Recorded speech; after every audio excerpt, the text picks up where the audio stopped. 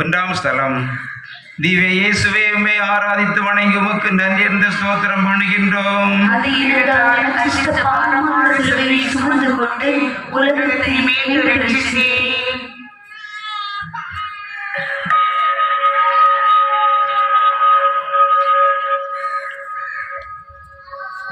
மீட்பளிக்க வந்தவருக்கு பொய் தீர்ப்பளித்து நிறுத்துகிறார்கள்.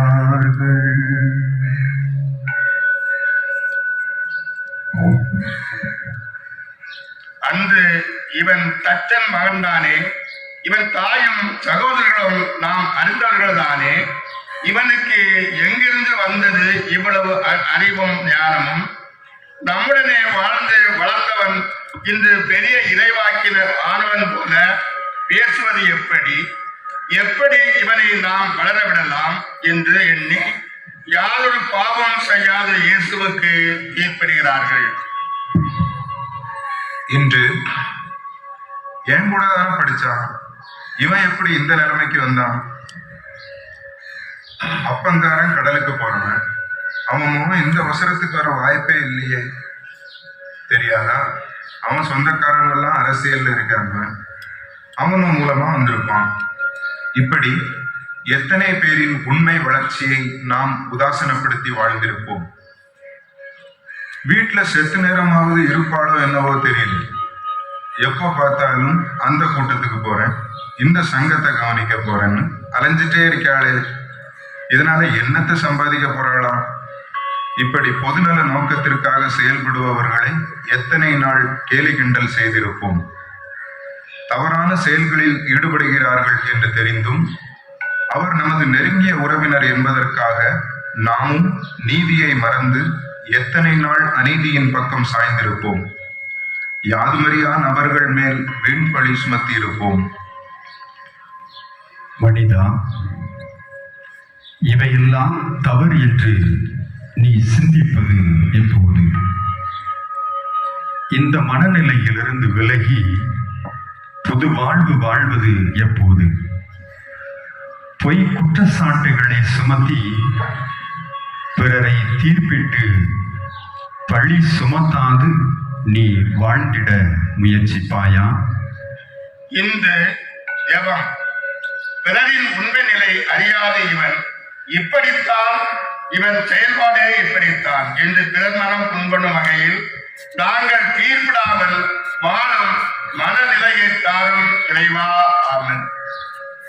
எங்கள் பேரில் தயவாயிரும் சுவாமி, எங்கள் பேரில் தயவாயிரும்.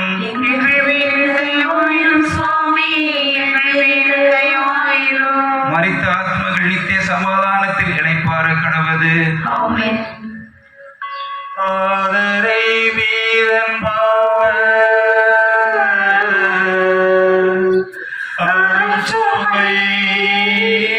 தரை கையேற்று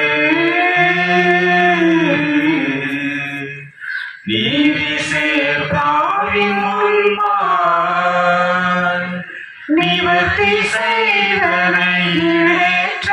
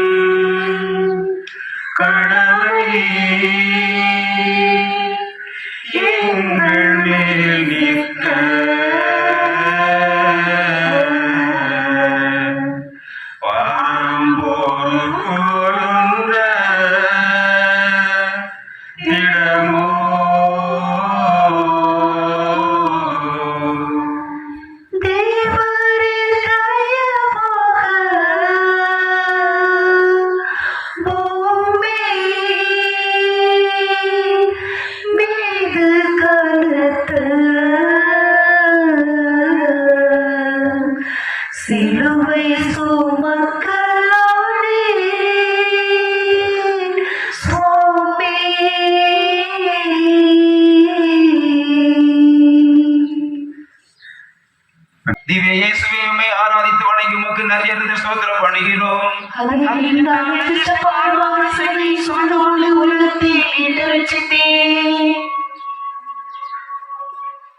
பாவத்தை மன்னித்த பரமனுக்கு சிலுவை பாரத்தை தோள்களில் சுமத்துகிறார்கள். அன்று பெருஞ்சுமை சுமந்து சோர்ந்து இருப்போரே, எல்லோரும் என்னிடம் வாருங்கள். நான் கனிவும் மனத்தாழ்மையும் உடையவன். என் நுகத்தை உங்கள் மேல் ஏற்றுக்கொண்டு என்னிடம் கற்றுக்கொள்ளுங்கள், உங்களுக்கு இளைப்பாறுதல் கிடைக்கும் என்று கூறியவருக்கு சிலுவையை சுமத்துகிறார்கள். சுமை சுமந்து மனம் தளர்ந்து வாடுவோருக்கு இளைப்பாறுதல் தர அழைத்தவருக்கு இழிவான சிலுவையை தோள்களில் சுமத்துகிறார்கள். என்று எப்பா இந்த தூக்குறது, பெருக்கிறது, கழுவுறது இதையெல்லாமா நீ செஞ்சுட்டு இருக்க? அந்த வேலையெல்லாம் செய்யறதுக்குன்னே நம்ம ஊர்ல ஒருத்தன் இருக்கான் இல்லையா? நம்ம கொடுக்கறதுதான் பைசா. கேட்டியா? எவ்வளவு வேலை வாங்க முடியுமோ அவ்வளவு வேலையை வாங்கிட்டு பைசாவை கொடுத்துட்டு அவன் செஞ்சுட்டு போயிடுவான். தலைக்கு மேல வேலை கொடுத்தாலும் அசராம செய்யற ஆளு அவன். இப்படி எத்தனை பேரை நாம் கொடுமைப்படுத்தி இருப்போம். நம்மால் செய்ய முடிகிற எளிதான வேலையாக இருந்தாலும் நமது சோம்பேறித்தனம் காரணமாக அதனை நாம் செய்யாது குறைந்த கூலி கொடுத்து அதிகப்படியான வேலையை செய்ய எத்தனை பேரை நாம் வற்புறுத்தி இருப்போம். ஊர் மக்களுக்கு ஓர் அறிவிப்பு. புனித வார வழிபாடுகளை ஒட்டி ஆலய வளாகத்தினை தூய்மையாக்க வேண்டியுள்ளதால் தன்னார்வலர்கள் முன்வந்து ஆலய வளாகத்தினை தூய்மையாக்கி தர கேட்டுக்கொள்கிறோம். இப்படி அறிவிக்கும் போதெல்லாம் அந்த பணிக்கு நாம் தகுதியானவர் தான் என்று தெரிந்தும் அதனை ஒரு பெருஞ்சுமையாக கருதி பொறுப்புகளை ஏற்க முன்வராது எத்தனை முறை பின்வாங்கி இருப்போம். மனிதா, அளவுக்கு அதிகமான வேலைகளை பெரும் சுமையாக பிறர் மேல் நீ சுமத்தும் போதும் உன்னால் செய்ய முடியும் என்று அறிந்தும் பொதுநல காரியங்களுக்கு நீ முன்வராது பின்வாங்கும் போதும் படை வீரர்களோடு சேர்ந்து நீயும் என் தோள்களில் பெரும் சுமையை சுமத்துகிறாய் என்பதை மறந்து விடாதே. பிறர் மீது பாரங்களை சுமத்தாது. உனக்கு நீயே பாவங்களை இதன் மூலம் ஏற்றாது வாழ முயற்சிப்பாயா? ஜெபம். அளவுக்கு அதிகமான வேலைகளை பிறர் மீது திணிக்காது என்னால் முடிந்த செயல்பாடுகளை முன்வந்து ஏற்று பிறருக்கு சுமையாக அல்லாது சுகமாக வாழும் வரம் தாரும் இறைவா. ஆமென். எங்கள் பேரில் தயவாயிரும் சுவாமி, எங்கள் பேரில் தயவாயிரும். மரித்த ஆத்மங்கள் நித்திய சமாதானத்தில் இளைப்பாற கடவுது. பகைத்துமை அழிக்குமாற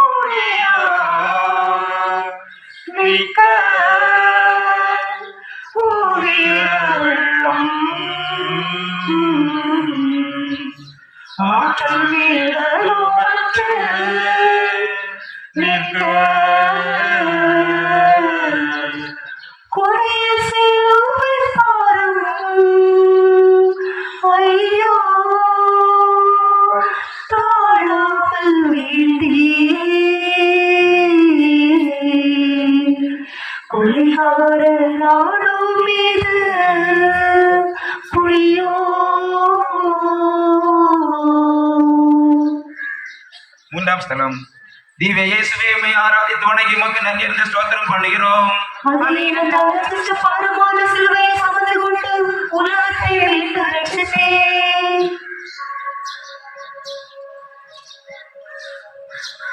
முழு முதல் வேந்தன் சிலுவை பாரத்தா முதன் முறை கீழே விழுகிறார். அன்று என் உடலாகிய கோவிலை இடித்து விடுங்கள், நான் 3 நாளில் இதை கட்டி எழுப்புவேன் என்று கூறிய இயேசு சிலுவையின் பாரத்தால் தடுமாறி முதல் முறையாய் கீழே விடுகிறார்.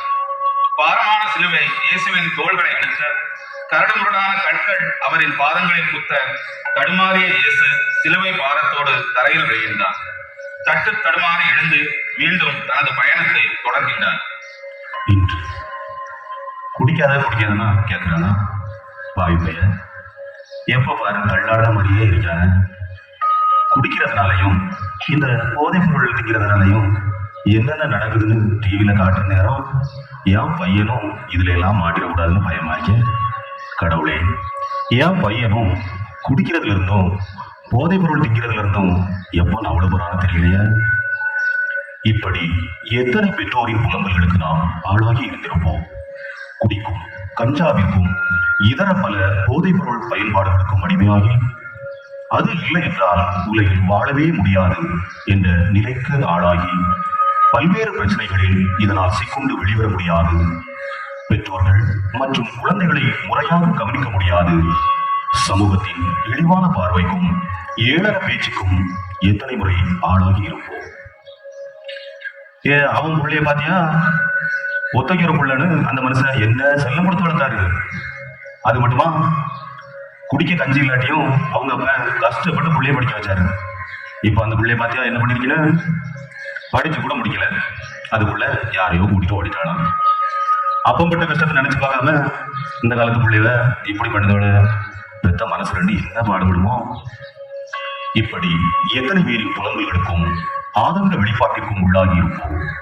பெற்ற தாய் தந்தையை மறந்து அவர்கள் நம்மீது வைத்துள்ள எதிர்கால கனவுகளை எல்லாம் துறந்து சமூக வலைதளங்களுக்குள் மூழ்கி காதல் என்ற பெயரில் பிஞ்சிலே படுத்தவர்களாய் படிப்பையெல்லாம் விட்டுவிட்டு நம்மில் எத்தனை பேர் தடுமாறி விழுந்திருப்போம். பெற்றோர்களுக்கு அவப்பெயரை ஏற்படுத்தி இருப்போம். மனிதா, சிலுவையின் கடின பாரத்தாலும் படை வீரர்களின் கொடுமையாலும் நான் தடுமாறி முதல் முறை கீழே விழுந்து விட்டேன். கீழே விழுந்தாலும் மீண்டும் முயன்று எனது பயணத்தை தொடங்கிவிட்டேன். பார்த்தாயல்லவா? ஆனால் நீயோ குடிக்கும் போதைப் பொருள் பயன்பாட்டிற்கும் அடிமையாகி அதன் பாரத்தாலும் சமூக வலைதளத்தின் மிகுதியான பயன்பாட்டால் காதல் என்னும் மாய கவர்ச்சி வலையிலும் சிக்கி தடுமாறி உன் வாழ்க்கையில் முதல் முறை விழுகிறாயே.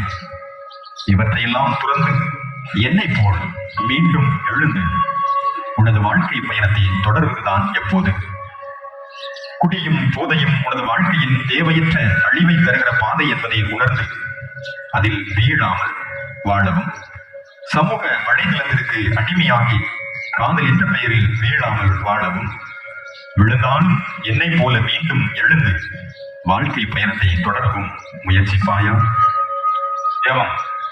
கனநேர இன்பத்துக்காகவும் போதைக்காகவும் முழுநேர வாழ்க்கையை குறைக்காமலும் சமூக வலைத்தளங்களுக்கு அடிமையாகி இன்றைய காலம் உலா வருகின்ற போலி காதல் வலைகளில் விழாமலும் வாழ்ந்திட வரந்தாரும் இறைவா. ஆமென். எங்கள் பேரில் தயவாயிரும் சுவாமி, எங்கள் பேரில் தயவாயிரும். எங்கள் பேரில் தயவாயிரும் சுவாமி, எங்கள் பேரில் தயவாயிரும். மரித்த ஆத்மங்கள் நித்திய சமாதானத்தில் இளைப்பாற கடவுது. ஆமென். கொன்றிட பரிகள் சாட்சி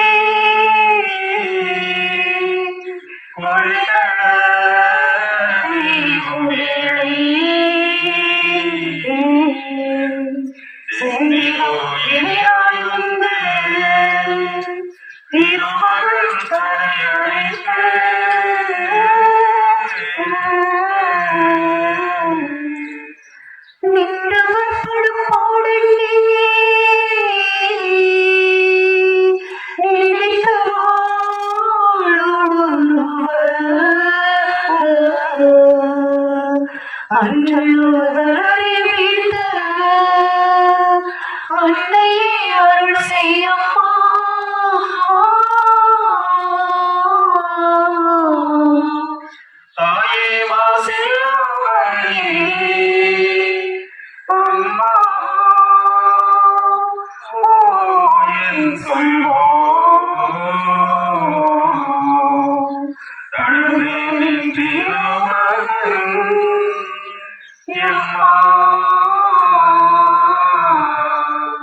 துணை கல்வாரி மலையே, மீதே உயிர் கொடுக்க சிலுவை சுமந்து போறான் கிரேதோ. நான்காம் ஸ்தலம். திவ்ய இயேசுவே, உம்மை ஆராதித்து வணங்கி உமக்கு நன்றி என்று ஸ்தோத்திரம் பண்ணுகின்றோம். சிலுவையை சுமந்து கொண்ட உலகத்தை மீட்டெடுத்தே நிந்திக்கும் கயவர்கள் சூழ்ந்து தன் தாயை சந்திக்கும் இறைமகன் இயேசு. அன்று கடவுளின் திருவுள்ளத்தை நிறைவேற்றுபவர்களே என் தாயும் சகோதரரும் ஆவார் என்று மொழிந்தவர் தன் தாயை சந்திக்கிறார். இன்னலும் இடையூறும் கல்வாரி பயணத்தில் தொடர்கின்ற வேளையில் வழி நெடுகிலும் உள்ள கூட்டத்திற்கு மத்தியில் இயேசு தன் தாயை சந்திக்கிறார். இன்று எப்ப பார்த்தாலும் இருமிட்டு தான் இருப்பீங்களா? டாக்டர் தந்த மாத்திரை மருந்தே ஒழுங்கா போறது கிடையாது. ஒவ்வொரு நேரம் வந்து மாத்திரை எடுத்து வந்துட்டே இருக்கேன்மா. நாங்க என்ன வேலை இல்லாம வீட்டுல இருக்கோம். எத்தனை வீடுகளில் வயதாகிய பெற்றோர்களுக்கு நாம் இந்நிலையை கொடுத்து வருகிறோம். இயலாமையும் வயோதிகமும் அவர்களை இறுதி காலங்களில் வாட்டுகிறது என்று அறிந்தும் எத்தனை முறை அவர்களை சந்திக்க மறுத்து மேலும் அவர்களை துன்பத்தில் ஆழ்த்தி இருப்போம். ஏமா உனி யாருமா காலேஜ்லாம் வர சொன்னா? வழக்கம் போல மீனுக்கே போயிருக்கலாம் இல்லையா? ஒரு ஃபோன் பண்ணாதான் நானே லீவுக்கு வீட்டுக்கு வந்து போக முடியா? இப்படி டீசெண்டே இல்லாம சும்மா காலேஜுக்கு வந்திருக்கிய. என் ஃப்ரெண்ட்ஸ் எல்லாம் கேட்டா எனக்கு இப்போ என்ன என் இமேஜ் இப்போ எப்படி ஸ்பாயிலா வருது? இப்படி எத்தனை நாட்கள் நமது பெற்றோரை பிறர் முன் அவமதித்திருப்போம். என் புள்ள படிச்சு நல்ல நிலைமைக்கு வரணும், எனக்கு காலம் முழுக்க உழைத்து நமக்காக சம்பாதிக்கிற நமது அப்பா அம்மாவை எத்தனை முறை பிறரிடம் முன்னிலைப்படுத்த தயங்கி இருப்போம். மணிதான் கல்லும் முள்ளும் கசையடிகளும் என்னை வாட்டிய போதும் என் அன்னையை நான் சந்தித்தேனே. ஆனால் நீயோ வீட்டின் பெயரை மட்டும் அன்னை இல்லம் என வைத்துவிட்டு உன் அன்னையை கொண்டு முதியோர் இல்லத்தில் வைத்துள்ளாயே. இன்னலுறுகின்ற வேளையில் அவர்களை நீ கண்டுகொள்ளாமல் செல்வது நியாயம்தானா? இறந்த பிறகு வழிந்து கற்களினால் கல்லறைகளையும் அவர்கள் படத்திற்கு விருந்து உணவையும் படைக்கும் நீ. அவர்கள் உன்னோடு இருக்கும் போதே நல்ல உணவு கொடுத்து முறையாய் கவனித்து அவர்கள் இன்னலின்றி வாழ முயற்சி செய்வாயா? ஜெபம். எங்களுக்காகவே தங்கள் வாழ்க்கையை அர்ப்பணித்து எங்கள் வளர்ச்சி ஒன்றையே குறிக்கோளாய் நினைத்து வாழும் எங்களின் தாய் தந்தையர்களை வெறுப்பாலே நிந்திக்காது என்றென்றும் பாசத்தாலே சந்திக்க வரம் தாரும். ஆமென். எங்கள் பேரில் தயவாயிரும் சுவாமி, எங்கள் பேரில் தயவாயிரும். எங்கள் பேரில் தயவாயிரும் சுவாமி, எங்கள் பேரில் தயவாயிரும். மரித்த ஆத்மங்கள் நித்திய சமாதானத்தில் இளைப்பாற கிடவது. ஆமென். சுமையனும் துன்ப துயர்களில் நடந்து தனியே நான் உமைக்கின் செல்ல கையுடன் படிப்பி தந்தே.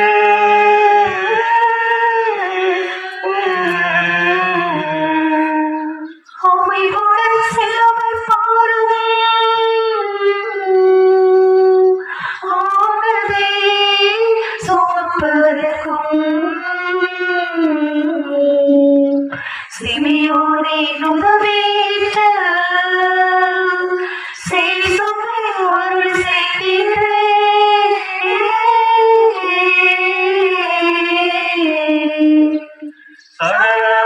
சகலபடைப்புகளுக்கும்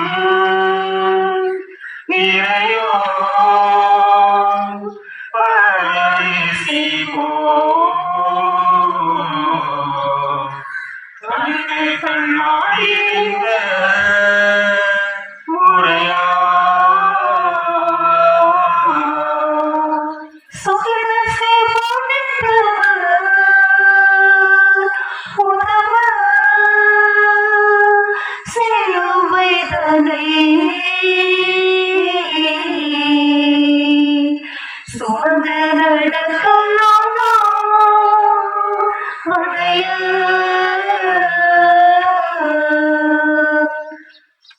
ஐந்தாம் ஸ்தலம். திவ்ய இயேசுவே உம்மை ஆராதித்து வணங்கி வந்து நன்றியர்ந்த ஸ்தோத்திரம் பண்ணுகின்றோம். அவருடைய ஈடுநாள சிற்றப்பாடுமான சிலுவையை சுமந்து கொண்டு உலகத்தை மீட்டரட்சித்தீர். துயர் நீக்கி தோள் கொடுக்க இயேசுவுக்கு துணையாக சீமோன் உதவி செய்கிறார். அன்று துயரில் வாழும் மிகச் சிறியவராகிய என் சகோதர சகோதரிகளுள் ஒருவருக்கு நீங்கள் செய்தது எல்லாம் எனக்கே செய்தீர்கள் என்று மொழிந்த இயேசுவுக்கு சீமோன் உதவுகிறார். படை வீரர்களின் கசையடிகள் வலிக்க, சுற்றி நிற்கும் கூட்டம் ஏளனமாய் சிரிக்க, உதவிட யாரும் இல்லா அந்த இக்கட்டான வேளையிலும் கூட சீரே நகரத்து சீமோன் இயேசுவின் பாரமான சிலுவையை உடனிருந்து சுமக்க முன்வந்து உதவுகிறார். இன்று அண்ணன் என் பையனுக்கு ஃபீஸ் கட்டணும், ஒரு 10,000 ரூபா தான் தாயேன். 10 கிடா வெட்டி ஊரே வாயை பொழுக்கிற மாதிரி குருசைட்ல அசனம் போட்டு கிளம்பிட்டு இருக்கோம். இந்த நேரத்துல வந்து 10,000 இருந்தா தான் 7 இருந்தா தான் வெள்ள புனையோட வந்திருக்கேன். இதெல்லாம் விளங்குமா? என்கிட்டலாம் இப்ப காசு இல்லப்பா, வேற யார்கிட்ட போய் கேளு. இப்படி தேவையில் இருப்போம் நம்மை நாடி உதவி கேட்டு வருகின்ற போது எத்தனை முறை அவர்களுக்கு உதவ மறுத்திருப்போம். நேர்த்தி கடன் என்று கூறிக்கொண்டு குருசடிக்கு குருசடி அசனம் கொடுக்கிறோமே என்று பெருமையுடன் முன்வருகிறோமே. நம்மில் எத்தனை பேர் உண்மையாகவே நம் அருகில் உதவிக்கு வாடுவோருக்கு உதவ முன்வருந்திருக்கிறோம்? வழக்கமா அள்ளி கொடுத்துட்டு அவனே இந்த தடவை 50,000 தான் கொடுத்துருக்கான். அதனால அவனுக்கு டபுள் மடங்கா 1 லட்சம் ரூபா கொடுக்கலான்னு இருக்கேன். நிறைய கொடுத்தாதானே அவன் கட்டுற பில்டிங்க்கும் எழுதுற புக்குக்கும் நம்ம பேர் முதல்ல போடுவான். என்ன நான் சொல்றது சரிதானா? எத்தனை இடங்களில் நம் பெயர் வர வேண்டும், நம் புகழ் பரவ வேண்டும் என்று இப்படி உண்மையாக உதவும் மனநிலை மறந்து தற்பெருமைக்காக உதவி இருப்போம். மனிதா, உன் கண் முன்னே தேவையில் வாடுவோர் இருப்பதை அறிந்து நீ உதவாமல் கடக்கும் போதும், உண்மையாக உதவும் மனநிலையை மறந்து உன் பெயருக்காகவும் புகழுக்காகவும் வெளிவேடமாய் உதவும் போதும், நீயும் என் கல்வாரி பயணத்தில் சுற்றி நின்று உதவாது ஏளனமாய் நின்று கொண்டிருந்தோர் போல உதவும் மனமற்ற ஒருவனே என்பதை மறந்து விடாதே. எந்தவித எதிர்பார்ப்பும் இன்றி எனது துன்ப நேரத்தில் சீமோன் ஓடி வந்து உதவியது போல நீயும் பிறரின் துன்ப நேரத்தில் உதவிட முன் வருவாயா? ஜபம். கோயிலுக்கும் குருசடிக்கும் யாரும் கேட்காமலே உதவுவதையும், பெயருக்கும் புகழுக்கும் ஆசைப்பட்டு தற்பெருமைக்கு உதவுவதையும் நிறுத்தி உண்மையான தேவையில் வாடுவோருக்கு சென்று உதவிடும் நல் மனதை தாரும் இறைவா. ஆமென். எங்கள் பேரில் தயவாயிரும் சுவாமி, எங்கள் பேரில் தயவாயிரும். எங்கள் வீரில் தயவாயிரும் சுவாமி, எங்கள் வீரில் தயவாயிரும். மரித்த ஆத்மங்கள் நித்திய சமாதானத்தில் இளைப்பாற கிடவது. ஆமென். ஈரோடன பூசி வேர்வை இரத்தத்தால் நிறைந்த தேவன் அருளும் முகத்தை நோக்கி அழுகிறோம் கருணிக்கம்மா.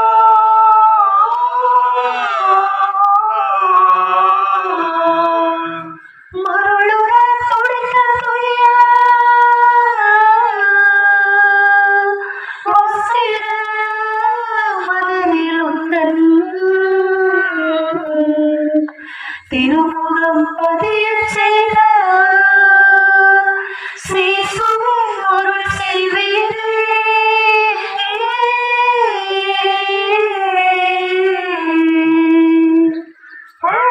கண்ணீர் துடைத்து காக்கும் ஆண்டவரை நான் அணிந்த கொலைக்குள்ளாக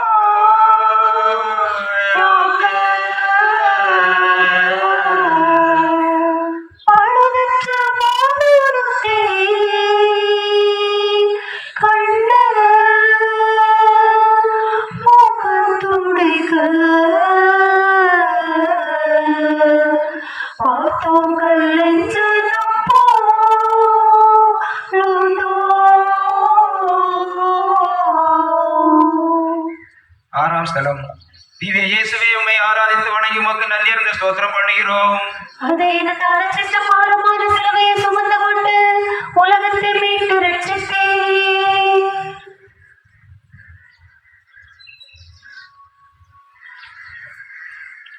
திமிரோடு வெறி பிடித்தோர் கசையா நடிக்க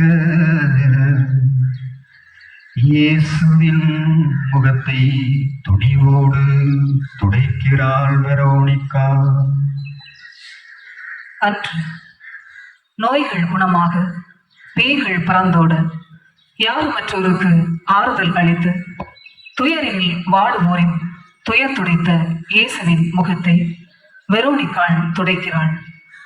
உடலும் உள்ளமும் நொறுங்குண்டு வாடிய இயேசுவுக்கு யாருமே எதிர்பார்க்காத வண்ணம் வீர பெண்மணியாய் வெரோனிகாள் ஓடோடி வந்து இயேசுவின் முகத்தை துடைக்கிறாள்.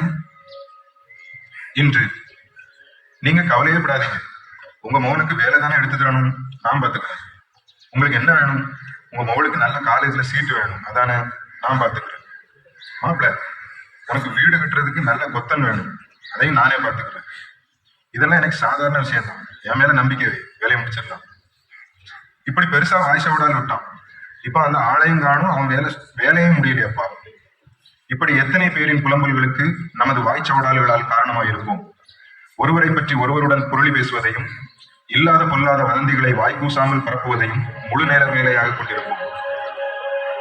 இதை எதுக்கு இப்படி செய்யறான், இந்த வேலையை இப்படின்னு செய்யணும், எனக்கு இதை செய்ய கதை இருந்தா நானே இதை செஞ்சு முடிச்சு கொடுத்துருவேன் என்று ஒரு செயலை செய்கிறவரை செய்ய விடாமலும் அச்செயலை நாம் முன்வந்து செய்யாமலும் இருந்து பின்னணி கருத்துக்களை மட்டும் கூறிக்கொண்டு அச்செயலுக்கு எப்படியெல்லாம் முட்டுக்கட்டை போட்டிருப்போம்.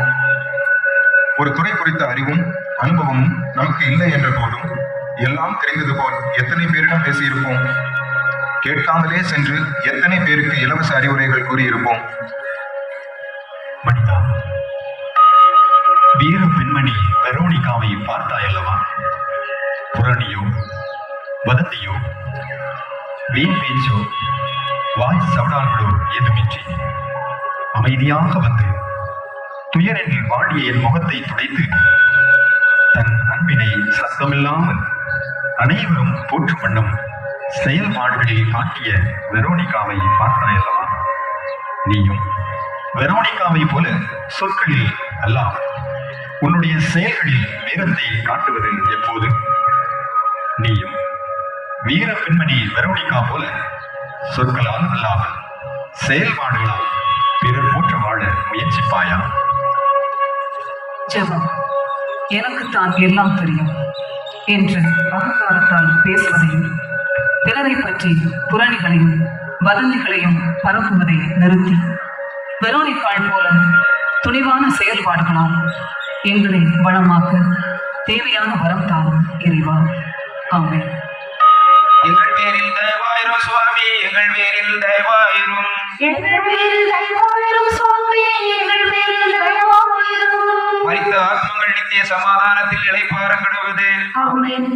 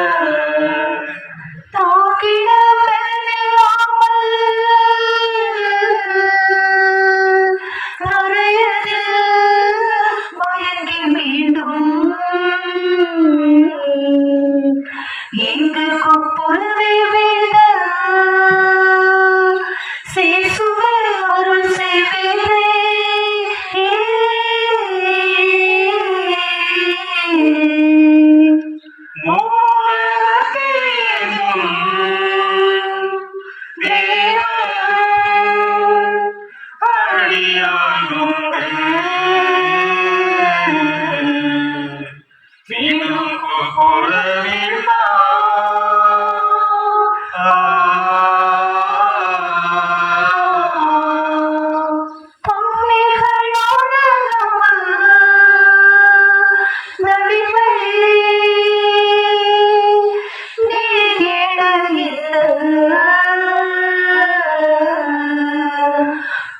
ஐயையோ, என்ன கொடுமை! ஏழாம் ஸ்தலம். திவ்ய இயேசுவை உம்மை ஆராதித்து வணங்கி உமக்கு நன்றி அறிந்த ஸ்தோத்திரம் பண்ணுகிறோம். அது எனக்கு அலட்சித்த பாடுமான சிலுவையை சுமந்து கொண்டு உலகத்தை மீட்டு ரட்சித்தீர். இடர்களுக்கு மத்தியிலும் இறைமகன் இயேசு இடறுகிறார் இரண்டாம் முறையாக. அன்று கோதுமை மணி மண்ணில் விழுந்து மடியாவிட்டால் அப்படியே இருக்கும். அது மடிந்து இழந்தால்தான் மிகுந்த பிரச்சனை கொடுக்கும் என்ற இயேசு கிறிஸ்து இரண்டாம் முறை கீழே விழித்தார்.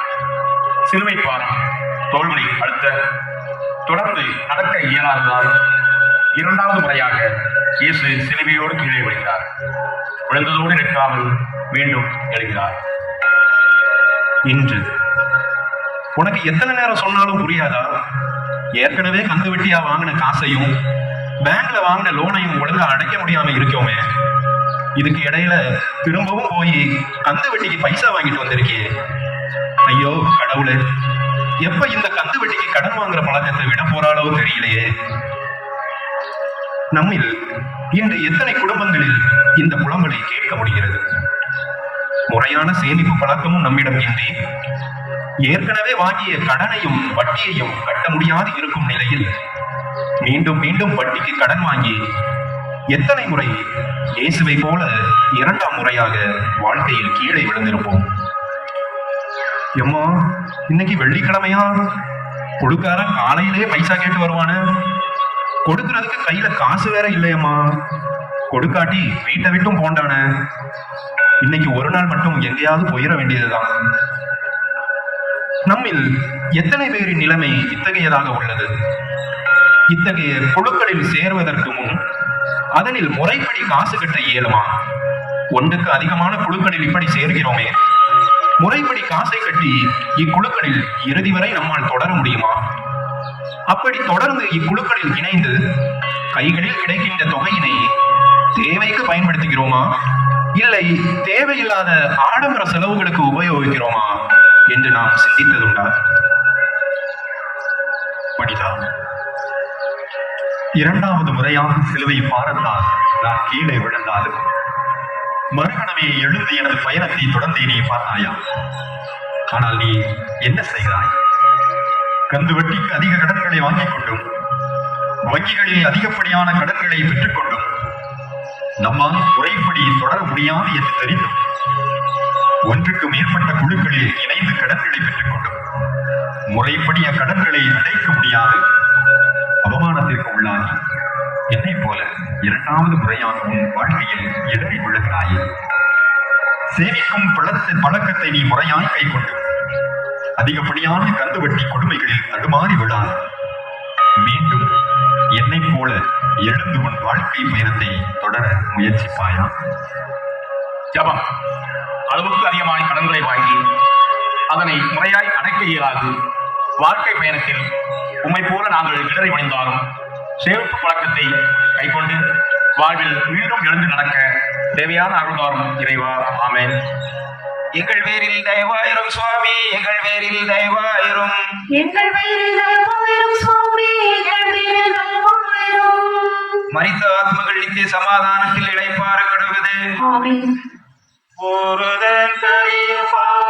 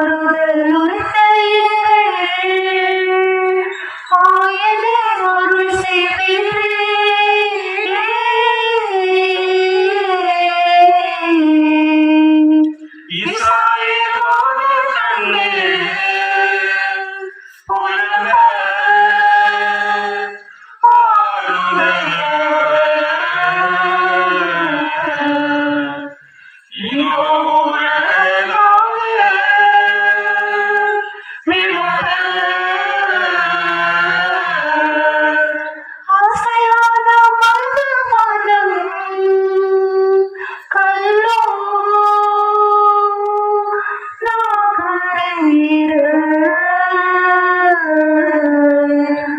அடுத்த சமயம்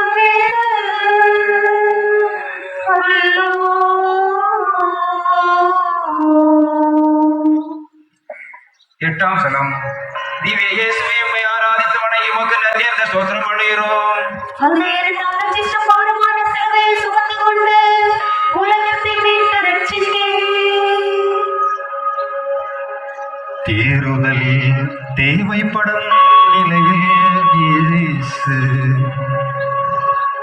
பெண்களுக்கு ஆறுதல் கூறுகின்றார். அன்று முதலில் உங்கள் கண்ணில் இருக்கும் மரக்கட்டையை எடுத்து எறியுங்கள். அதற்கு பிறகு உங்கள் சகோதர சகோதரியின் கண்ணில் இருந்து துரும்பை எடுங்கள் என்ற இயேசுவின் துயர நிலையை கண்டு எருசலேம் பெண்கள் அழுகிறார்கள். அதனை கண்ட இயேசு எருசலேம் பெண்களை நோக்கி, எனக்காக அழ வேண்டாம், உங்களுக்காகவும் உங்கள் பிள்ளைகளுக்காகவும் அழுங்கள் என்கிறார். இன்னுமா ஓமாவோ வேலைக்கு போக முடியா? இன்னும் எவ்வளவு தான் படிக்கிறீங்கள? காலகாலத்தில் வேலைக்கு போனாதானே உனக்கும் உன் குடும்பத்துக்கும் கொஞ்சம் அதெல்லாம் அறியும் என்று எத்தனை பேரின் மனம் நோக்கும்படி போலியான ஆறுதல் கூறியிருப்போம். நம் வீட்டு நிலைமையே நம்மால் சரி செய்து தீர்வு காண இயலாத நிலையில் இருக்கும்போது எத்தனை பேரின் வீடுகளுக்கு ஆறுதல் சொல்லப் போகிறேன் என்ற பெயரில் சென்று அவர்கள் குடும்பத்தில் குழப்பம் ஏற்படுத்துகிறோம் என்பதை அறியாமலேயே செய்து கொண்டிருக்கிறோம். இவ்வளவு நாளா நம்ம கூட சுத்தினான இன்னைக்கு எனக்கு ஒரு கஷ்டம்னு தெரிஞ்ச உடனே ஒரு ஆறுதல் கூட சொல்லாம எங்கேயோ ஓடிட்டாந்ததா. இப்படி துன்ப நேரத்தில் ஆறுதல் தேவைப்படுவோரில் எத்தனை பேருக்கு ஆறுதல் அளித்திருப்போம்? இன்ப நேரங்களில் எல்லாம் உடனிருந்து விட்டு துன்ப நேரம் வந்தவுடன் எத்தனை பேரை நாம் தவிர்த்திருப்போம்? மனிதா, உன் வீட்டு நிலைமையை ஆராயாது அடுத்தவர் வீட்டுக்கு சென்று ஆறுதல் கூறுவதும், உண்மையில் ஆறுதல் தேவைப்படுவோருக்கு ஆறுதல் கூறாமல் செல்வதும் பொருளற்றதாகும் என்பதை நீ உணர்வது எப்போது? தேவையின்றி பிறருக்கு ஆறுதல் என்ற பெயரில் இலவச ஆலோசனைகள் வழங்குவதை தவிர்த்து உண்மையில் ஆறுதல் நாடுவோருக்கு சென்று ஆறுதல் வழங்க முயற்சிப்பாயா? ஜெபம். அடுத்தவர் வீட்டு பிரச்சனைகளையே நோக்கிக் கொண்டும் அவர்களுக்கு போலி ஆறுதல் வழங்கிக் கொண்டும் வாழும் எங்களின் நிலையை மாற்றி முதலில் எங்கள் வீட்டு பிரச்சனைகளுக்கு தீர்வு காணவும் ஆறுதல் வேண்டிய நபர்களுக்கு மட்டும் உண்மையான ஆறுதல் வழங்கவும் வேண்டிய அருளை எங்களுக்கு தாரும் இறைவா. ஆமென். எங்கள் பேரில் தயவாயிரும் சுவாமி, எங்கள் பேரில் தயவாயிரும். மரித்த ஆத்மகள் நித்திய சமாதானத்தில் இணைப்பார கடவுது.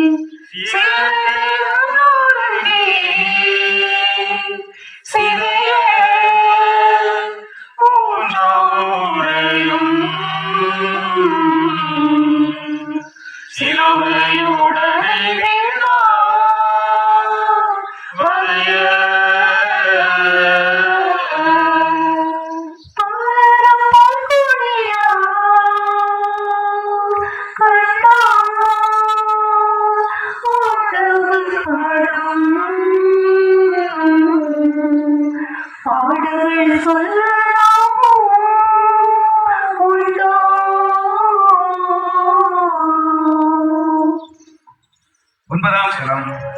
திவ்ய இயேசுவை உம்மை ஆராதித்து வணங்கி உமக்கு நன்றி என்ற ஸ்தோத்திரம் பண்ணுகிறோம். பாடுமான சிலுவையை சுமந்து கொண்டு உலகத்தை மீட்டு ரட்சித்தேன். உலகாலும் தேவன் என்று மூன்றாம் முறை கீழே விழுகிறார். அன்று நம்பிக்கை கேட்ட தலைமுறையினரே, எவ்வளவு காலம் நான் உங்களோடு இருக்க இயலும், எவ்வளவு காலம் நான் உங்களை பொறுத்துக் கொள்ள இயலும் என்று கேட்ட இயேசு கிறிஸ்து மீண்டும் ஒருமுறை கீழே விழுகிறார். கல்வாரி பயணத்தில் இயேசு பல்வேறு கடின நிலைகளை கடந்து முன்னேறினாலும் சிலுவையில் பாரம் அதிகப்படியாக அழுத்தம் மூன்றாம் முறை சிலுவையோடு கீழே விழுகிறார். மீண்டும் எழுந்து பயணத்தை தொடர்கிறார். இன்று இங்க என்ன உன் பிள்ளை போயா உடம்பு சொல்ல போகுது என்ன டாக்டர் மாத்திரம் எத்தனை நாளைக்கு கொடுப்பேன் எனக்கு உன் மொழி உடம்பு செல்லாம் பின்னாடி நினைக்கிறதா ஏகப்பட்ட கண்ணு பற்றியும் நீ என்ன பண்ணனா எல்லா ஜப்பாயிலையும் சுற்றி போனீங்க எல்லாமே சரியாகும். இப்படி எத்தனை பேரின் குடும்பங்களுக்கு தவறான அறிவுரைகள் கூறியிருப்போம். இன்றளவும் நம்மில் எத்தனை பேர் மூட நம்பிக்கைகளை மட்டுமே நம்பி மருத்துவத்தையும் விஞ்ஞானத்தையும் புறக்கணித்து இத்தகைய செயல்பாடுகளில் ஈடுபட்டு வருகிறோம். இதுக்கு தானே முதலே சொன்னேன், எங்களுக்கு வலையில ஏகப்பட்ட மீன் பறக்க நாங்கள் ஒருத்தருக்கு பார்த்தோம் இல்லையா, அவரவே பார்ப்போம் சொன்ன நீ கேட்கவா செய்கிறேன் மாதிரி வலையில ஒன்றுமே படலஞ்சிட்டு வயாமல் பழக்கிட்டே இருக்கீங்க. இல்லை அவருக்கு பசு கொடுக்குற பைசா நிறையா செலவாகும், ஆனால் அதுக்கு பிறகு மாதிரி ஊரில் மீன் தானே நம்ம தான் ஓடி பறக்க போகுது. இப்படி எத்தனை பேரை தவறான பாதைகளில் கீழே விட வழிகாட்டி இருப்போம். கடவுள் மேல் உண்மையான பக்தியும் நமது தொழிலின் மேல் உண்மையான நம்பிக்கையும் இன்றி எத்தனை முறை இத்தகைய மூட நம்பிக்கை செயல்பாடுகளை நம்பி துணை போயிருப்போம். மனிதா, நானே உன் கடவுள், என்னை தவிர வேறு தெய்வங்கள் உனக்கு இருத்தலாகாது என்று 10 கட்டளையில் கூறப்பட்டுள்ளதை மறந்து விட்டாயா? நம்பிக்கையின்றி கடலில் வலை வீசிய சீடர்களிடம் நம்பிக்கையோடு கடலில் வலை வீசுங்கள் என்று கூறி அதிக அளவு மீன்களை அவர்களுக்கு கிடைக்கச் செய்தேனே, அதையும் மறந்து விட்டாயா? என்னுடைய மீனவ சீடர்களின் வழித்தோன்றல்கள் தானே நீங்களும். இப்படி என்னை மறந்து மூட நம்பிக்கைகளின் பக்கம் நீங்கள் சாய்வது சரிதானா? சிலுவை பாரத்தால் 3ஆம் முறையாக நான் தடுமாறி விழுந்தேன், உண்மைதான். ஆனால் விழுந்தவன் நான் விழுந்தே கிடக்கவில்லையே, மீண்டும் எழுந்து நடந்தேனே. மூட நம்பிக்கையின் பக்கம் திரும்பி மீண்டும் மீண்டும் கீழே விழுந்து வருகின்ற நீ மீண்டும் அதிலிருந்து மீண்டு எழுவது எப்போது? கடவுள் பக்தியையும் தொழில் நம்பிக்கையையும் மட்டும் நம்பியவர்களாய் மூட நம்பிக்கையின் பக்கம் திரும்பாது நீ வாழ்ந்திட முயற்சிப்பாயா? ஜபம். தட்டு தடுமாறி மூட நம்பிக்கையில் இதுவரை விழுந்தாலும் நீர் மட்டுமே உண்மை உள்ள கடவுள் என்று நம்புகிறவர்களாய் உண்மை போல 3ஆம் முறையாக வாழ்வில் கீழே விழுந்தாலும் துடிப்போடு மீண்டும் எழுந்து நல் வழியில் பயணிக்க அருள்தாரும் இறைவா. ஆமன். எங்கள் பேரில் தயவாயிரும் சுவாமி, எங்கள் பேரில் தயவாயிரும். மரித்த ஆத்மங்கள் நித்திய சமாதானத்தில் இழைப்பார கடவுது.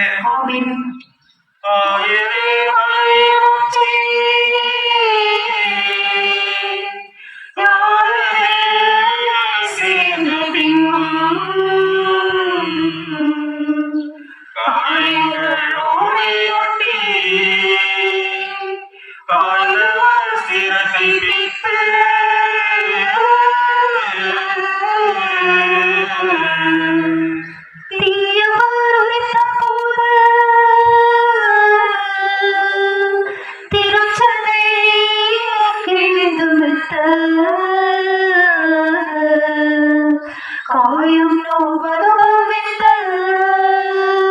கர்த்தனே அருள் செய்வீரே.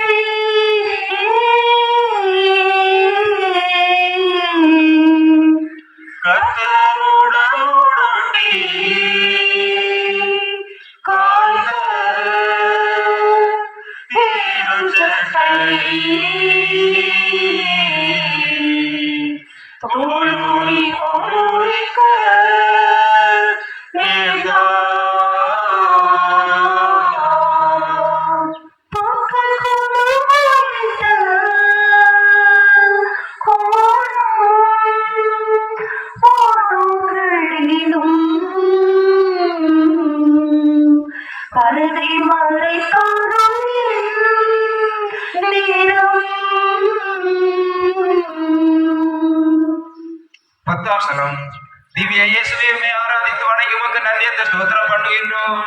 அதில் தளர்ச்சிக்கு பாடமான சிலுவையை சுமந்து கொண்டு உலகத்தை மீட்டு ரட்சித்தீர்.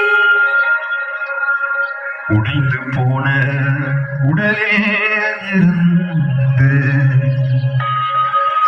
உடைகள் உரித்து எடுக்கப்படுகின்றன. அன்று அவரின் ஆடைகளை தொட்டாலே நான் நலம் அடைவேன் என்று நம்பிக்கையால் குணமான பெண்ணால் தொடப்பட்ட இயேசுவின் ஆடைகள் படை வீரர்களால் களையப்படுகின்றன. மேலிருந்து கீழ்வரை தையலே இல்லாமல் செய்யப்பட்ட இயேசுவின் ஆடையை படை வீரர்கள் தங்களுக்குள்ளே பங்கு போட்டு பிரித்து அபகரித்துக் கொள்கிறார்கள். இன்று போட்டிருக்க ட்ரெஸ்ஸை பத்தியா காலுக்குள்ள ஒட்டிக்கிட்டும் மேலே கீழே கிழிஞ்சிட்டும் நல்லாவா இருக்கு. இதை போட்டு சின்னதாக சுற்றுறா என்னத்தை சொல்ற. எத்தனை குழந்தைகள், இளைஞர்கள், இளம்பெண்களின் ஆடைகளை குறித்து இப்படி ஏராளமாகவும் இழிவாகவும் பேசியிருப்போம். இன்றைய நாகரிக உலகில் ஆடை கட்டுப்பாடுகள் குறித்து விழிப்புணர்வு இன்றி இளம் வயதினர் வாழ்ந்து வருவது ஒரு வகையில் தவறு என்ற போதும் இன்றைய மாறிவரும் கால சூழலில் இது எல்லாம் சாதாரண விஷயம்தான் என்று நம் மனநிலையை மாற்றிக்கொள்வது எப்போது? நாகரிகம் என்பது வெளிப்புற தோற்றத்திலும் ஆடைகளிலும் இல்லை, நமது பார்வையில் தான் உள்ளது என்பதை நாம் புரிந்து கொள்வது எப்போது? வீட்டு பைப்பு தண்ணி வருது, சீக்கிரம் ஓசமாட்டி மோட்டர் போடு. பக்கத்து இருக்காது எவ்வளவு தண்ணி பிடிக்கிறாலும் நம்மளுக்கு தெரியாது, நம்ம அவளோட நிறைய பிடிச்ச வேண்டியா? நம்ம எத்தனை பேர் வீடுகளில் இச்செயலை வழக்கமாக செய்து வருகிறோம்? ஊர் முழுக்க தண்ணீர் தட்டுப்பாடு இருக்கிறது என்பதை நன்கு அறிந்தும் நம் வீடுகளில் மட்டும் தண்ணீர் கிடைத்தால் போதும், மற்றவர்கள் என்ன கஷ்டப்பட்டால் எனக்கு என்ன என்று எத்தனை முறை தண்ணீரை அபகரித்திருப்போம். ஏன்னா அவன் மட்டும் தான் வீட்டு முன்னே எடுத்து கட்டுவானா, நானும் கட்டும்பாரு என்று பொது பயன்பாட்டு பாதைகளை எத்தனை முறை அபகரித்து வீடுகள் கட்டியிருப்போம். மனிதா, ஒருவரை இச்சையோடு நோக்கும் எவரும் தம் உள்ளத்தால் அந்நபரோடு விபச்சாரம் செய்தாயிற்று என்று நான் கூறியதை மறந்துவிட்டாயா? ஆடைகளை காரணம் காட்டி நாகரீகம் என்று கோரிக்கொண்டு அந்நபரின் உடலை தீய கண்ணோட்டத்துடன் நீ பார்ப்பது சரிதானா? இப்படி தீய மனநிலையில் பிறரின் ஆடைகளை காரணம் காட்டி அதன் வழி அவர்களின் உடலை இச்சையோடு நோக்கும் போது பொது பாதைகளை அபகரித்து, குடிதண்ணீரை அபகரித்து, பொது சொத்துக்களை அபகரித்து நான் மட்டும் வாழ்ந்தால் போதும் என்ற நினைவில் நீ வாழும் போது படை வீரர்களோடு இணைந்து நீயும் என் ஆடைகளை பிரித்து அபகரித்துக் கொள்கிறாய் என்பதை ஒருபோதும் மறந்துவிடாதே. ஆடை கட்டுப்பாட்டை காரணம் காட்டி பிறரை கவர்ச்சியோடு நோக்குவதை தவிர்த்திடவும், பொது சொத்து என்பது எல்லாருக்கும் பொதுவானது என்பதை உணர்ந்து அவற்றை அபகரிக்காது வாழ்ந்திடவும் முயற்சிப்பாயா? ஜெபம். நாகரீகம் என்பது ஆடைகளிலும் பிறரின் வெளி தோற்றத்திலும் இல்லை, எங்களது பார்வையில் தான் உள்ளது என்பதை உணர்ந்திடவும் பொது சொத்துக்களை எங்கள் சுய லாபத்திற்காக அபகரித்திடாமலும் வாழும் வரம் தாரும் இறைவா. ஆமென். எங்கள் பேரில் தயவாயிரும் சுவாமி, எங்கள் பேரில் தயவாயிரும். மரித்த ஆத்மங்கள் நித்திய சமாதானத்தில் இளைப்பாறு கடவுது.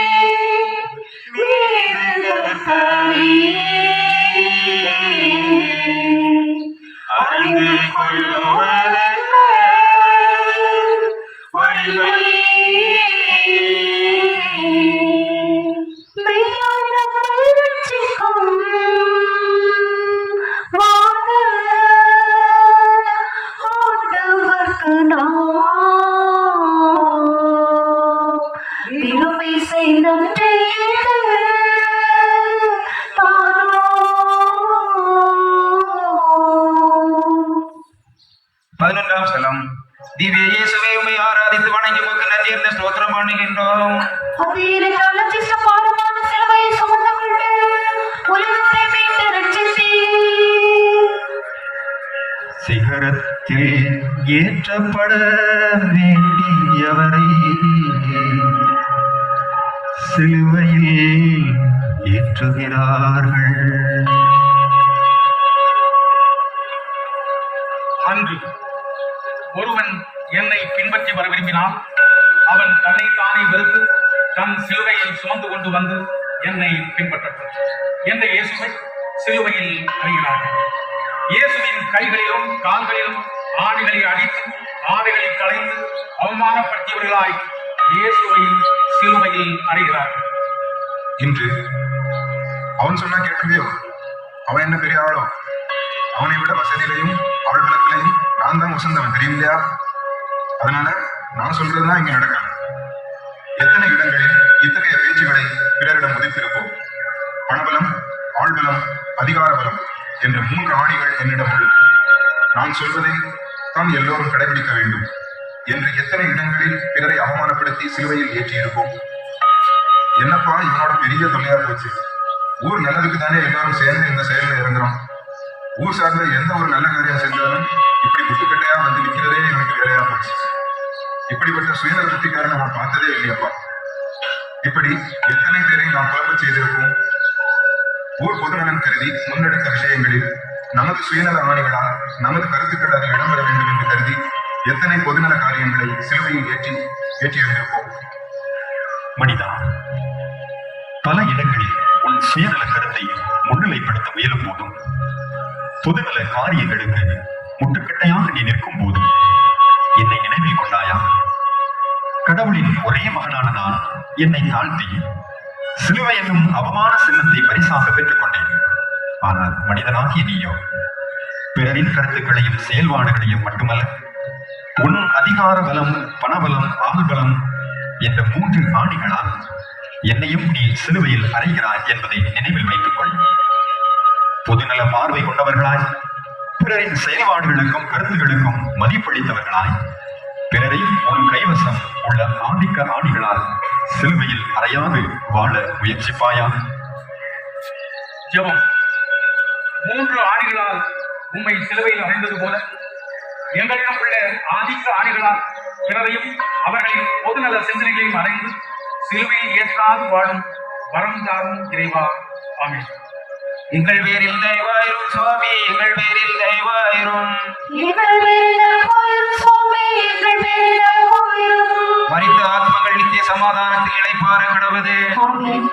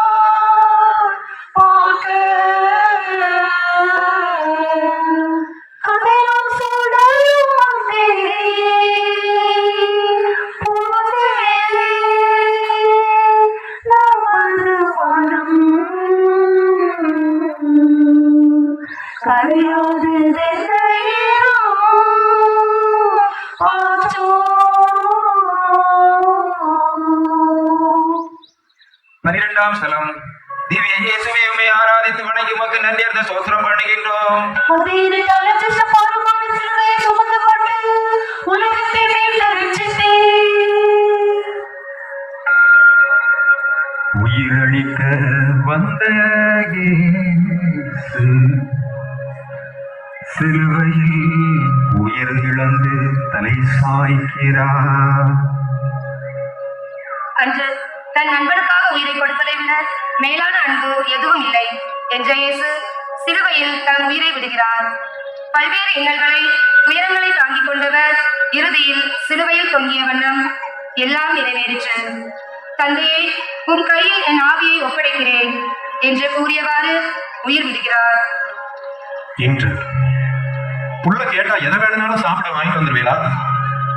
போன மாசம் தான் இதை சாப்பிட்டு ஒரு புள்ள இறந்து போனதா செய்தியில போட்டான். நல்ல கலராகவும் டேஸ்டாகவும் இருந்து புள்ள கேட்டான்னு இவ்வளவு விலை கொடுத்து வாங்கிட்டு வந்து நம்ம புள்ள உசுர நாமளே எடுத்துடலாம்னு பாக்குறீங்களா? இப்படி எத்தனை வீடுகளில் குழந்தைகள் ஆவலாய் கேட்கிறார்கள் என்பதற்காக அவர்கள் கேட்கும் துரித உணவுகளின் தீமைகளை அறிந்தும் அதனை அவர்களுக்கு வாங்கி கொடுத்திருப்போம். கடவுள் தந்த உடலையும் உயிரையும் ஒரு பொருட்டாக மதிக்காது நம்மை நாமே எத்தனை முறை உயிர் பலி செய்திருப்போம். மருத்துவர் கூறிய அறிவுரைகளையும் சாப்பாட்டு கட்டுப்பாடுகளையும் முறையாய் கடைபிடிக்காது அவையெல்லாம் கடினம் என்று கூறி எத்தனை முறை நமது உடலையும் உயிரையும் நாமே அளித்திருப்போம். செய்யக்கூடாத காரியத்தை எல்லாம் செஞ்சது மட்டும் இல்லாம இப்ப வந்து மன்னிப்பு கேட்கறியா? நான் உசுர கூட விடுவனை தவிர உன்னை மன்னிக்கவே மாட்டேன், இனி என் மூஞ்சிலேயே முடிக்காது என்று நம்மிடம் மன்னிப்பு கேட்க வந்தவர்கள் எத்தனை பேரை மன்னிக்காது அவமானப்படுத்தி இருப்போம். பிறர் செய்தது தவறு என்ற போதும் தான் செய்தது தவறுதான் என்று அவராகவே நம்மிடம் மன்னிப்பு கேட்டு வந்த போதும் எத்தனை முறை அவர்களை காணாது தவிர்த்திருப்போம், அவர்களின் மன்னிப்பை ஏற்காது மறுத்திருப்போம். மனிதா, உனக்காகத்தான் என் உடலையும் உயிரையும் கையளித்தேன். அதனை நீ உண்மையில் உணர்கிறாயா? துரித உணவுகளுக்கு அடிமையாக மருத்துவர்களின் பரிந்துரைகளை கடைபிடிக்காது உன் உடலை நீயே கெடுத்துக் கொள்வது முறைதானா? அது மட்டுமா, என் உயிர் போகும் தருவாயில் கூட எனக்கு தீங்கு செய்தவர்களை மன்னித்து விட்டு மாட்டேனே. தவறு செய்துவிட்டு மன்னிப்பு கேட்க முன் வருபவர்களில் எத்தனை பேரை மன்னித்துள்ளாய்?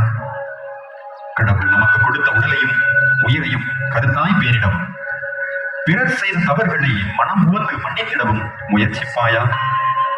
ஜபம், துரித உணவுகளாலும் முறையற்ற உடல் கவனிப்பின்மையாலும் எங்கள் உயிரை நாங்களே மாய்த்துக் கொள்ளாமலும் அகங்காரம் கௌரவங்களை விடுத்து பிறர் செய்த தவறுகளை உம்மை போல மன்னித்திடவும் தேவையான வரம் தாரும் இறைவா. ஆமென்.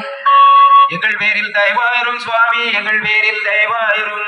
எங்கள் பேரில் தயவாயிரும் சுவாமி, எங்கள் பேரில் தயவாயிரும். மரித்த ஆத்மங்கள் நித்திய சமாதானத்தில் இளைப்பாற கிடவதே. ஆமென். வழுவர மரித்த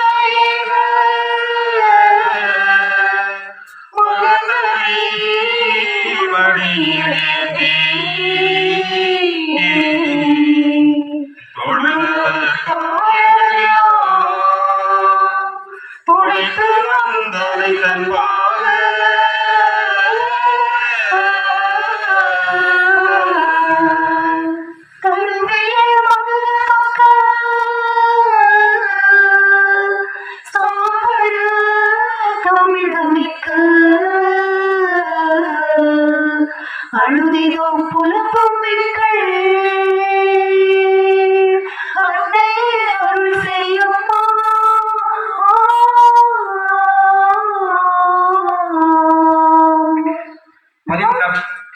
பதிமூன்றாம் ஸ்தலம்.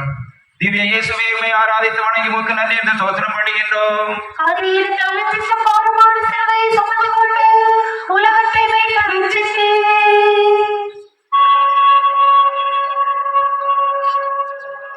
அன்பு மகன் இயேசுவை பாரமுடன் தாங்குகிறார் தாய் மரியா. அன்று சிலுவையில் இயேசு உயிருக்காய் போராடிய நிலையில் இதோ உன் தாய் என யாரை தன் சீடரிடம் ஒப்படைத்தாரோ அதே தாயின் மடியில் உயிரிழந்த பின் இயேசு கிடத்தப்படுகிறார்.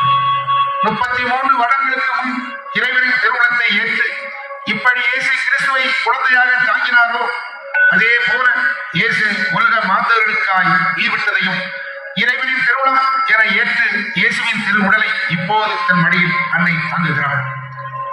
இன்று மற்றவங்க பார்த்தியா வெத்து நோடுற என்ன ஆட்டம் மாட்டான்.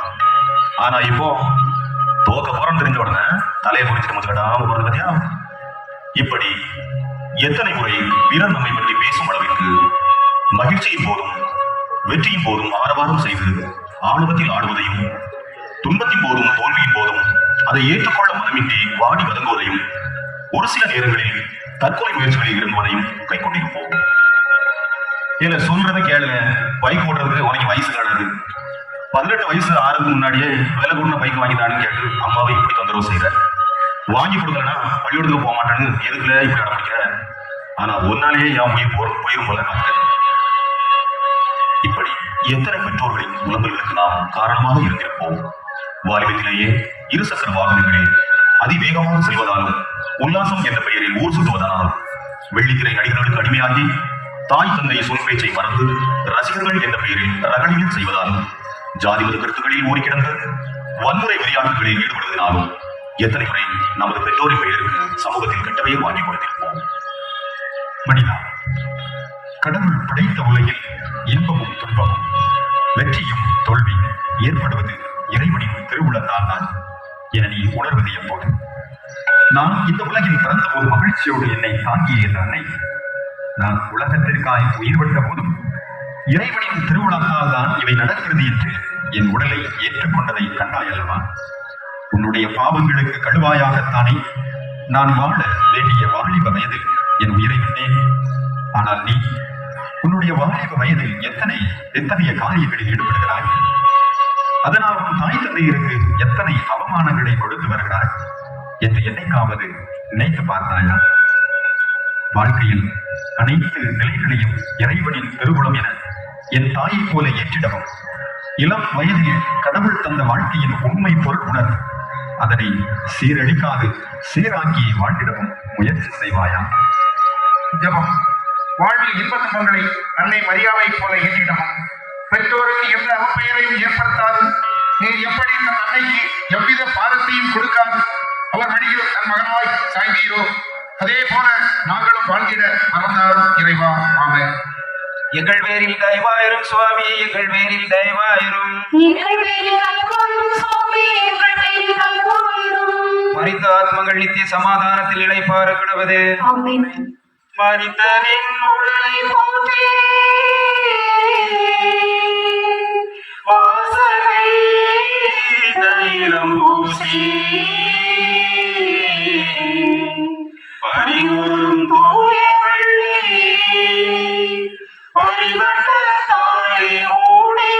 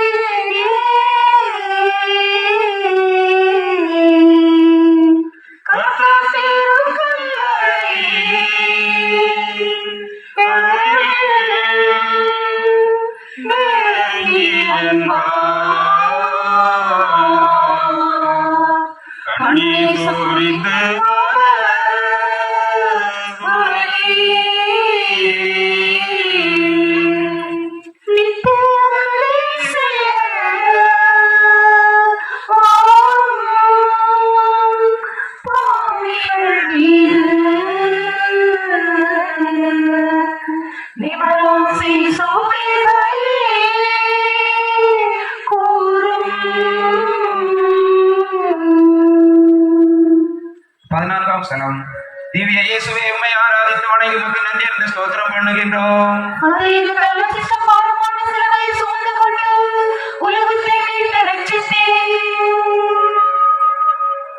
மாற்றான் தோட்டத்து கல்லறையில் மன்னவன் உடலை புதைக்கிறார்கள். பறவைகளுக்கு கூடுகளும் நரிகளுக்கு பதுங்கு குழிகளும் உண்டு, ஆனால் மானிட மகனுக்கும் தலை சாய்க்க கூட இடமில்லை என்று போதித்த இயேசுவை சிலுவையில் அடக்கம் செய்கிறார்கள். உலகையே ஆளும் வல்லமை கொண்ட இயேசுவை கல்வாரி பயணத்தில் அவருக்கு பல்வேறு சித்திரவதைகளை கொடுத்து உயிரை பறித்து அடக்கம் செய்யக்கூட உரிய இடம் இல்லாமல் மாற்றான் தோட்டத்து கல்லறையில் அடக்கம் செய்கிறார்கள். என்று எப்பா உங்களுக்கு சொன்னா புரியாதாங்க? நீங்க பழைய காலத்து ஆளிய சும்மா சொன்னதே திரும்ப சொல்லிட்டே இருக்கீங்க. நீங்க தான் பள்ளிக்கூடம் பக்கத்துலயே போனது கிடையாது இல்லையா? என் வாழ்க்கைக்கு என்ன முடிவு எனக்கு தெரியும், சரியா? நீங்க தயவு செஞ்சு என் வாழ்க்கையில கொடுக்குறாங்க. எத்தனை முறை இப்படி நமது பெற்றோர்களிடமும் பெரியோர்களிடமும் அவர்களின் இயலாமையை சுட்டிக்காட்டி பேசியிருப்போம். அவர்கள் நம்மை வளர்த்தவர்கள் என்பதையும் நம்மை விட அனுபவத்தில் முதிர்ந்தவர்கள் என்பதை நன்குணர்ந்தும் அவர்கள் எது செய்தாலும் நமது நல்லதுக்கு தான் செய்வார்கள் என்று அறிந்தும் எத்தனை தடவை அவர்களின் கருத்துகளுக்கு உடன்பட மறுத்திருப்போம், அவர்களுக்கு அடங்கி செல்ல மறுத்திருப்போம். அப்படி நாம் சொல்ல வருகின்ற கருத்து அவர்களுக்கு புரியவில்லை என்று தெரிந்தும் எத்தனை முறை நமது கருத்துக்களை அவர்களுக்கு புரியும் வகையில் அடக்கத்துடன் தெரியப்படுத்தியிருப்போம். இதுக்குதான் நான் போய் சொன்னேன், உன் பிள்ளைய போல செய்யற வேலை இருக்கு இல்லையா, இந்த டாக்டர், கலெக்டர், வக்கீல், இந்த மாதிரி படிப்புகளை தேர்ந்தெடுத்து படிக்க வேண்டும். பெரிய பதவியில் நம்ம ஊர் பிள்ளைகள் இருக்கிறதெல்லாம் நம்மளுக்கு பெருமைதானப்பா. எத்தனை குடும்பங்களில் நமது குழந்தைகளை இத்தகைய பொது சேவை துறைகளுக்கு அர்ப்பணித்திருப்போம். இத்தகைய உயர் பணிகளில் சென்று நீ வருங்காலத்தில் அமர வேண்டும், நாட்டு மக்களுக்கு சேவை செய்ய வேண்டும் என நம்மில் எத்தனை பெற்றோர்கள் நமது குழந்தைகளை வளர்க்கும் போதே அர்ப்பண வாழ்வின் மேன்மையை அவர்களுக்கு விதைத்திருப்போம். வனிதா, படை வீரர்களும் கயவர்களும் என்னை அடித்து துன்புறுத்தி சிலுவையை சுமக்க வைத்து என் உயிரை பறித்த வேண்டும் அமைதியாக அடங்கி போனேனே, கவனித்தாயா? எதிர்த்து பேசும் குணநலன்களை விட்டுவிட்டு உன் பெற்றோருக்கும் பெரியவருக்கும் நீ அடங்கி கீழ்ப்படிவது எப்போது? உன் ஆணவத்தையும் அகங்காரத்தையும் அடங்கிக் கொள்வது எப்போது? என் தாய் மரியாள் இளம் வயதிலிருந்தே அர்ப்பண வாழ்வின் மகத்துவத்தை எனக்கு ஊட்டி வளர்த்ததை பார்த்தாயா? இறையாட்சியை பரப்புவதற்கும் மீட்பு திட்டத்தை நிறைவேற்றுவதற்கும் நான் மண்ணுக்குள் புதைக்கப்படவில்லை, விதைக்கப்பட்டேன் என்று நீ உணர்வது எப்போது? உன் குழந்தைகளுக்கு அர்ப்பண வாழ்வின் மேன்மையை இளம் வயதிலேயே அவர்கள் மனதில் விதைத்து வளர்ப்பது எப்போது? வாழ்க்கையின் நிலையை உணர்ந்து பேராசையால் நாம் எதையும் கொண்டு போகப் போவதில்லை என்பதையும் அறிந்து உனது பெற்றோருக்கும் பெரியோருக்கும் அடங்கியவனாய் கீழ்ப்படிந்தவனாய் பொது சேவை துறைகளின் மேன்மையை உன் குழந்தைகளுக்கு விதைத்து அவர்களை என்னை போல உலகிற்கு நீ அர்ப்பணித்திட முயல்வாயா? ஜெபம். பெற்றோர்களை அவமதிக்காது அனுசரித்து அவர்களை நாங்கள் கீழ்ப்படியவும் அர்ப்பண வாழ்வின் மேன்மையை எங்கள் குழந்தைகளுக்கு சொல்லிக் கொடுத்து உம்மை போல எம்மை குழந்தைகளையும் பொது நல பணிகளுக்காக விதைத்திடவும் தேவையான வரத்தாரும் இறைவா. ஆமென். எங்கள் பேரில் தயவாயிரும் சுவாமி, எங்கள் பேரில் தயவாயிரும். மரித்த ஆத்மங்கள் நித்திய சமாதானத்தில் இளைப்பாற கிடவது. பரிசுத்த பாப்பானவரின் கருத்துக்களுக்காக வேண்டிக் கொள்வோம். பரலோகத்தில் இருக்கிற எங்கள் பிதாவே, உம்முடைய நாமம் வர்ச்சிக்கப்படுவதாக, உம்முடைய ராஜ்யம் வருக, உம்முடைய சித்தம் பரலோகத்தில் செய்யப்படுவது போல பூலோகத்திலும் செய்யப்படுவதாக. எங்கள் அன்பின் உணவை எங்களுக்கு அளித்தருளும். எங்களுக்கு தீமை செய்தவர்களை நாங்கள் பொறுப்பது போல எங்கள் பாவங்களை பொறுத்தருளும். எங்களை சோதனையில் விளையாடும், தீமையிலிருந்து எங்களை ரட்சித்தருளும். ஆமென். அருள் நிறைந்த மரியே வாழ்க, கர்த்தர் உம்முடனே, பெண்களுக்குள்ளே ஆசீர்வதிக்கப்பட்டவள் நீரே, உம்முடைய திருவயிற்றின் கனியாகிய இயேசுவும் ஆசீர்வதிக்கப்பட்டவரே.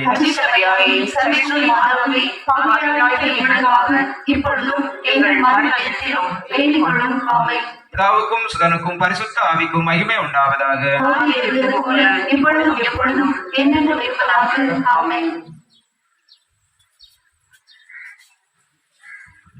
சிலுவையே சிலுவையே என் நேசர் செய்த பாவம் என்னவோ அப்படின்னு பாடுவோம்.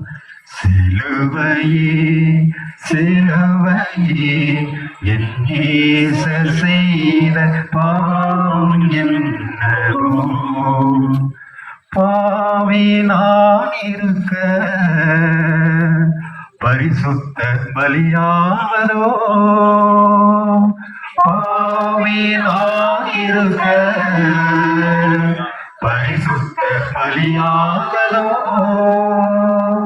சிலுவையே சிலுவையே என் நேசர் செய்த பாவம் என்னவோ சிலுவையே சிலுவையே என் நேசர் செய்த பாவம் என்னவோ கன்னத்தில் அறைந்த பாவேனும் பெரும் பாவி நான் அல்லவோ காட்டி கொடுத்த யூதாசினும் பெரும் பாவி நான் அல்லவோ சிலுவை படம் சிலுவையே சிலுவையே என் நேசர் செய்த பாவம் என்னவோ